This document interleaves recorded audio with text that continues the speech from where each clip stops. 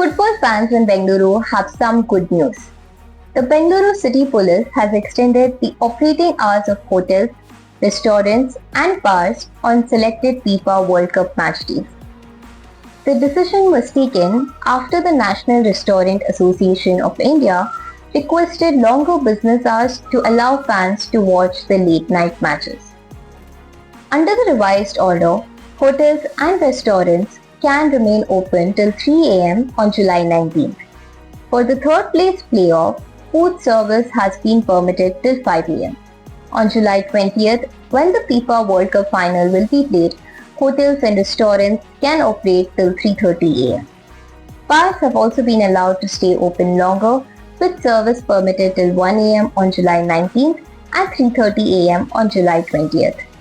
Police said the relaxation has been granted only for the specified match days. All establishments have been instructed to strictly maintain law and order while operating during the extended hours.